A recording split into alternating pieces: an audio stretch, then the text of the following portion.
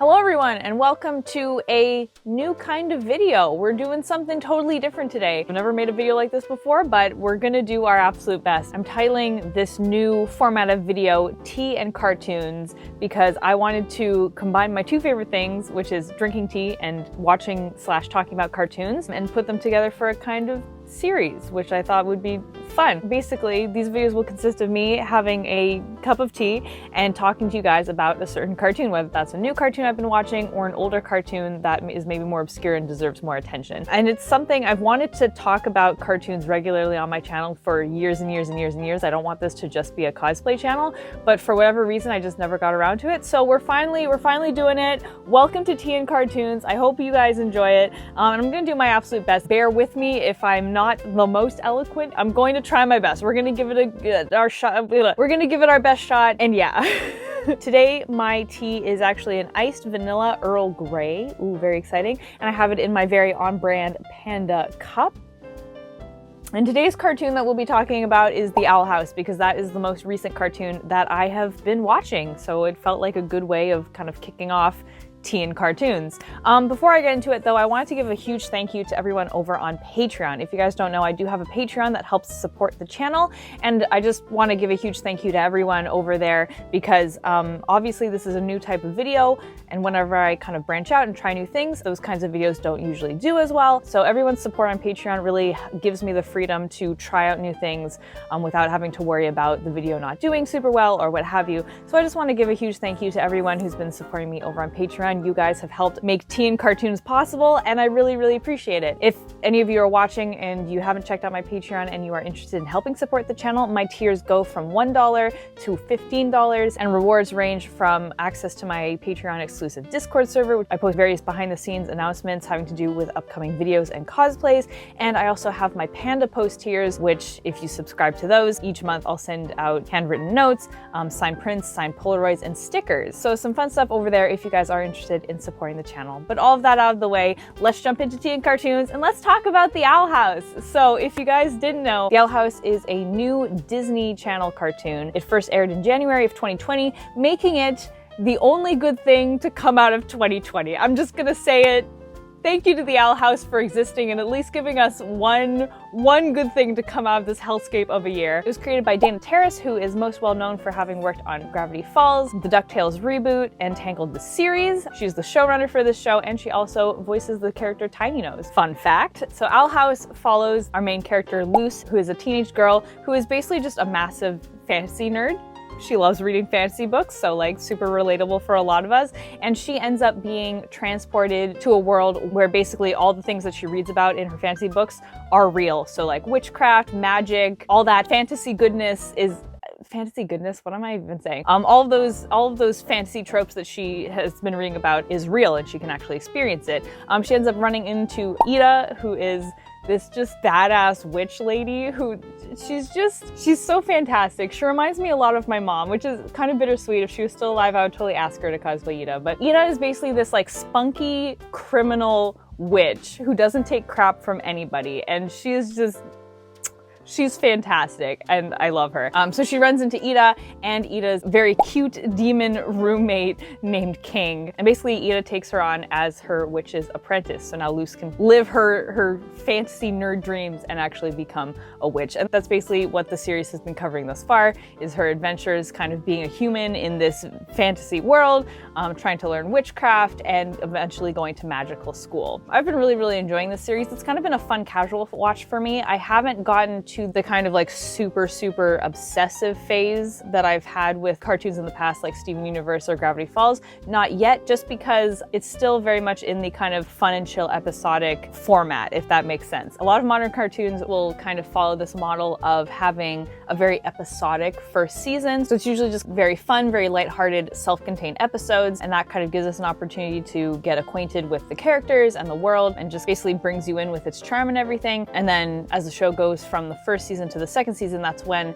a kind of more intense, overarching story starts to kick in and things get a little bit deeper. We've seen this with shows like Star Versus, we've seen it with Gravity Falls, we've seen it with Steven Universe. Very much the first season is just kind of lighthearted, everything's very episodic, there's nothing too deep happening, but that eventually leads into a very kind of heart-wrenching and intense overarching storyline that takes us through the second season and onwards. So Owl House is very much in that first season format right now. Everything is very episodic, but you can tell that they are really setting themselves up for this, you know, more overarching storyline, which I'm really, really excited to see. So for right now, it's been a very fun, casual watch that I've really been enjoying, and I predict that once it gets into that really like intense, overarching story format, it's really going to reel me in, and I'll probably get more towards the obsessive phase. But for right now, it's been a really comforting thing to watch. I was watching this show while I was in a really, really bad depressive phase, and I found so many elements of it to be very, very comforting, which I really, really appreciate. I think the thing that I've really, really enjoyed the most about this show is just the comedy. It has very much, and I've seen other people describe it this way, but it has very much a Gravity Hills kind of, it has very much a Gravity Falls kind of vibe. The comedy and a lot of elements of the show, the comedy, the animation style, and kind of how the characters all play off of one another feels very reminiscent of Gravity Falls, but it's still very much its own flavor and very much its own thing, which I really, really appreciate. One of its strongest points is definitely the comedy. There are so many great comedic moments in this show that just make you die of laughter. And when I was going through my really bad depressive phase recently, watching The Owl House was one of the only things that actually got me to genuinely laugh for the first time in a while. So I really appreciate that. If you're looking for like a comforting, lighthearted pick-me-up, I definitely recommend. The other thing I really want to touch on when talking about this show is the voice acting. It is so well cast. I mean, just like any other Disney Channel show, it's really well cast, but anyway, this is no exception. We have Wendy Malick as Ida, who is just like such a good choice. But like, funny side note, this is not the first time that Wendy Malick has voiced a main character in a Disney Channel cartoon. Previous to that, she played Principal Folsom in Fillmore, which, just by the way, I have to say this, is the most underrated and slept on cartoon of all time. It's such a like perfect show. I love it so much, and Disney is just sleeping on it. Like, it's not even on Disney Plus, which is some tea. Looks like we're also spilling tea here on tea and cartoons. But anyway, really underrated show. Definitely recommend watching it. I'll be doing a tea and cartoons video on that in the future. Anyway, getting back to the point, she played Principal Folsom in Fillmore previously, so it's kind of really hard for me to not like hear Principal Folsom when I'm watching Ida. Did I just go on that tangent just to be able to talk about Fillmore? I probably did, I'm sorry. But anyway, Wendy Malick is great. She does a fantastic job. We have Alex Hirsch as King, which like, that casting choice, amazing. Like, he is so perfect. He chews the scenery, he really steals the show, and it's just like, it's just such a good role for him. He does such a great job. He really, like, just the way that he brings King to life is just so perfect in so many ways, and I really appreciate it. Everything is really well cast. We also have Mae Whitman as Amity, who, if you don't know, she previously played Katara, which is awesome, and I was totally mind blown when I made that connection. I was like, her voice kind of sounds familiar, and then I looked it up and I was like, oh my gosh, it's Mae Whitman. That's awesome. Really, really solid voice cast. It's good. I hope I'm doing a good job with this video. I feel like it's just me rambling about a cartoon, but like, maybe that's fun to watch. I hope so. Anyway, the other really big thing about this show is that it's the first Disney Channel cartoon to have LGBTQA+ representation, which is a massive, massive deal. Luce is canonically bi, and that is something that is a really big deal because famously, Alex Hirsch, previously when he was making Gravity Falls, really wanted to have LGBTQA+ representation on his show, and Disney was like totally not okay with it and did not let him do that. So now we have the Owl House, and Dana Terrace was very, very adamant on having representation in this show and was really stubborn about it and kept pushing, and Disney let her do it. And that is such an exciting thing to see Disney do. I'm really, really happy to see that. You really see this representation come to light in episode 16, and I don't want to spoil anything, so I'm just going to say that it is done incredibly well. It is such a beautiful episode. Every modern cartoon during their early phases, eventually you hit that one episode that's kind of like the really like meat and potatoes, really kind of weighted episode of the first season. Like for early Steven Universe, it was Jailbreak. For Star Versus, it was the season finale of season 1. And for Owl House, it's definitely episode 16. It's such a magical episode to watch, and it's so awesome to see representation done well and done in such a beautiful, beautiful way. When you're watching the show, that is the episode to really look out for, is episode 16. It's just absolutely beautiful. There's this one animated sequence, and again, I'm not going to spoil anything, but if you've seen the episode, you'll know which one I'm talking about. It's just so beautifully animated, and it really sparks that magic that reminds me of why I love cartoons so much. It's just so fantastic. The other thing that I really wanted to touch on with this show, which I feel like this isn't really a tangent that a lot of people talk about, so I'm gonna try talking about it. I'm gonna do my best. Hopefully I'm eloquent enough, trying to get my thoughts out there. I really want to talk about how this show kind of reinvents the typical mean girl trope and mean girl versus protagonist relationship. This might get into spoilery territory. It's not going to be super spoilery, but it could be considered spoilers. So if you're worried about that, I will put a timestamp here that you can skip to once I'm finished talking about this. Basically, we have Amity, who starts out as the typical mean girl that we see in a lot of media. And the way that her relationship with Luce grows is absolutely beautiful. And I think it's really important to have, because I don't know if anybody else has had this experience, but growing up, I've found that girls are really conditioned by society to be really competitive and toxic with one another. And all of this is kind of reinforced in a lot of relationships we see in the media. You know, there are a lot of 2000 sitcoms where you have like the mean girl versus the protagonist relationship, and they're always competing with one another and don't really see each other as like real feeling human beings, and this kind of thing is encouraged. I don't know if that's just me that I've noticed that, and just this notion of constantly having to be competitive with one another, not trusting one another, and really treating each other badly. It's something that I have found to be really reinforced in society and in the media for young girls.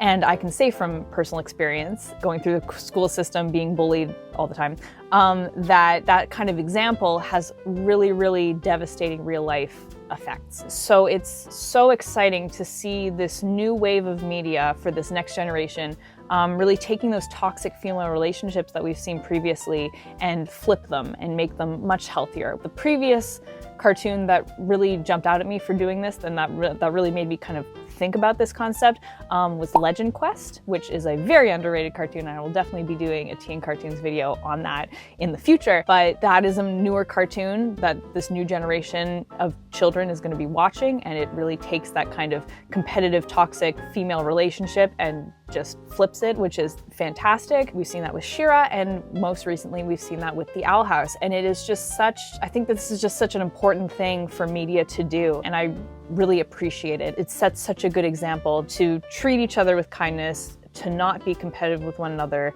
We really see that with like Luce's approach to her relationship with Amity, and that slowly allows their relationship to grow and morph, and eventually Amity like comes around and isn't mean to her anymore, and they become friends, and potentially even more than friends. So it's such a beautiful take on the typical mean girl trope and mean girl relationship that we've seen in media before, and I can't tell you how much I appreciate that, because I think it sets such a good example and something that I'm really happy to see. I hope I'm making sense. Like, I hope I did an okay job explaining that. That's just something that really stood out to me, and something that I'm really happy to see in the media. And again, I'm really excited to see where the show takes that relationship going forward. I'm really excited to see what this show has to offer going forward. So much of what they've done so far has been beautiful, and we're still in early days. Right now, as I'm recording this video, I think it only sits at like 17 episodes, so we're not even at 20 episodes, and it's already done things that have been really, really beautiful, and I'm just so excited to see what the future holds for Owl House and what other things we'll be seeing in the future. So yeah,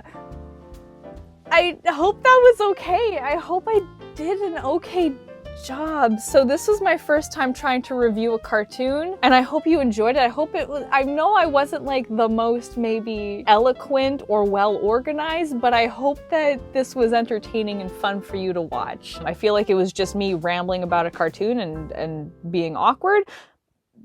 but we're out here trying. We're doing our best here. I'm excited to do more review style videos like this and hopefully be less awkward in the future. But yeah, if you've been watching the Owl House, please by all means chat with me in the comments. What have you enjoyed about it? And just nerd out with me. I love nerding out about cartoons so much. It's so fun. Oh, another important point, which I realized because people will ask about this. If you are wanting to watch the Owl House, it is not yet on Disney Plus, but it will be eventually. For right now, you can pay to watch it on YouTube, which is what I've been doing. It comes to $2 Canadian per episode. And yeah, it's been a fun and easy way to watch the show. So a lot of people ask me about that. That's how you can watch the Owl House currently. But if you just wait and sit tight, it will eventually be coming to Disney Plus. So yeah, I hope you enjoyed hanging out with me today, drinking some tea, talking about some cartoons, being super friggin' awkward. I'm so sorry. I will hopefully get less awkward as I do more reviews like this. Thank you guys so much for hanging out with me today. Really appreciate it. I will see you guys all next time. But until I'm Panda Faces, please be sure to take care. Bye!